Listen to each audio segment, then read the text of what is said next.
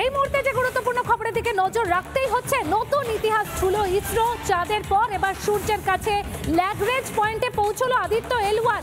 সূর্যের আরো কাছে বলা যেতে পারে সৌরযানেও বড় সাফল্য ইসরোর। এবার সূর্যের কাছে L1 পয়েন্টে পৌঁছে গেল ভারতের সৌরযান আদিত্য L1। সূর্য এবং পৃথিবীর মাঝে যে ল্যাগ্রেঞ্জ পয়েন্ট বা L1 পয়েন্ট, ওই পয়েন্টে সূর্য এবং পৃথিবী উভয়েরই মাধ্যাকর্ষণ শক্তির প্রভাব সমান থাকে। সেখানে পৌঁছে সূর্যকে কাছ থেকে পর্যবেক্ষণ করবে ইসরোর সৌরযান। পৃথিবী থেকে তার দূরত্ব হলো 15 লক্ষ কিলোমিটার। সূর্য সম্পর্কে এবার আরো অজানা তথ্য জানা যাবে, এমনটাই কিন্তু আশা করছেন গবেষকরা। আপনাদের আরো একবার জানিয়ে রাখি, সৌরযানের বড় সাফল্য ইসরোর।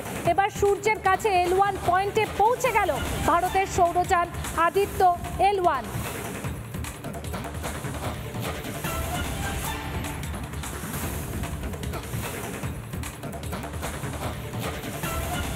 তারামণ্ডলের পূর্বতন অধিকর্তা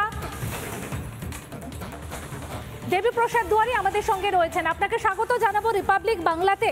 সৌরযানের বড় সাফল্য ইসরোর, যেখানে জানা যাচ্ছে যে সূর্যের আরো কাছে L1 পয়েন্টে পৌঁছে গেল।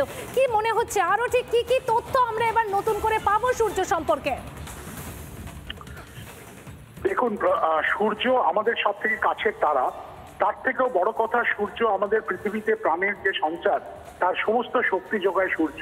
কিন্তু এছাড়াও সূর্যের কিন্তু পৃথিবীর উপর অনেক প্রভাব আছে। সূর্য থেকে বেরিয়ে আসা অতি শক্তিশালী আয়নিত কণার স্রোত পৃথিবীর ভূচম্বকীয় ক্ষেত্রের উপর যখন আঘাত করে, তখন ভূচম্বকীয় ক্ষেত্রের অনেক পরিবর্তন হয়। আর সেটা যদি খুব বেশিভাবে হয়, তাহলে সাধারণ মানুষের জীবনেও তার প্রভাব পড়ে। যেমন টেলিকমিউনিকেশন, যোগাযোগ ব্যবস্থা বা উপগ্রহের মাধ্যমে যে সমস্ত উপগ্রহরা কাজ করে চলে যাচ্ছে, সেটা ব্যাহত হতে পারে।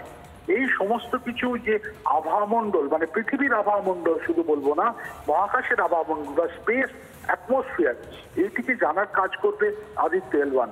কিন্তু মনে রাখতে হবে যে পৃথিবী থেকে 15 লক্ষ কিলোমিটার দূরে একটি নির্দিষ্ট বিন্দুতে তাকে যে স্থাপন করা হলো আজকে এই বিকেল 4টের আশেপাশে নাগাদ, এর মাধ্যমে ইসরোর বিজ্ঞানীরা এবং ইসরোর যে প্রযুক্তিগত যে কতটা তাদের পারদর্শিকতা, সেইটা কিন্তু সারা পৃথিবীকে জানান দেওয়া হলো।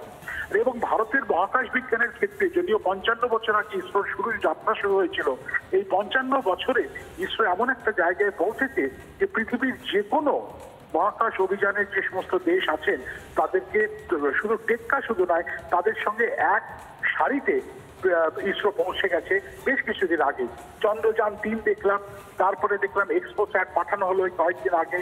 আর এখন যে আদিত্য L1 4 মাস সে ভ্রমণ করে তার সঠিক জায়গায় সঠিকভাবে পৌঁছে গেল। এবং এটি আগামী 5 বছর সূর্যকে, সূর্যের বিভিন্ন ধর্ম, সূর্যের আবহাওয়ামণ্ডল এবং তার প্রভাব পৃথিবীর ওপরে কিভাবে পড়বে, এই সমস্ত কিছু খুঁটিনাটিভাবে জানিয়ে আমার বিশ্বাস যে ইসরোর বিজ্ঞানীরা, ভারতের বিজ্ঞানীরা এবং পৃথিবীর বিজ্ঞানীরা সূর্য সম্পর্কে আরো নতুন করে অনেক নতুন তথ্য তারা আহরণ করতে শুধু পারবেন না, তার উপরে ভিত্তি করে অনেক নতুন তথ্যও তারা দিতে পারবেন। ধন্যবাদ। আমরা কথা বলছিলাম দেবীপ্রসাদ সঙ্গে, এমপি বিড়লা তারামণ্ডলের পূর্বতন অধিকর্তা দেবীপ্রসাদ দুয়ারির সঙ্গে। এবং এই যে সাফল্য, সৌরযানে বড় সাফল্য ইসরোর, সূর্যের কাছে L1 পয়েন্টে পৌঁছে গেল ভারতের সৌরযান আদিত্য L1, এই বিষয় নিয়ে কিন্তু শুভেচ্ছা জানিয়েছেন প্রধানমন্ত্রী নরেন্দ্র মোদী।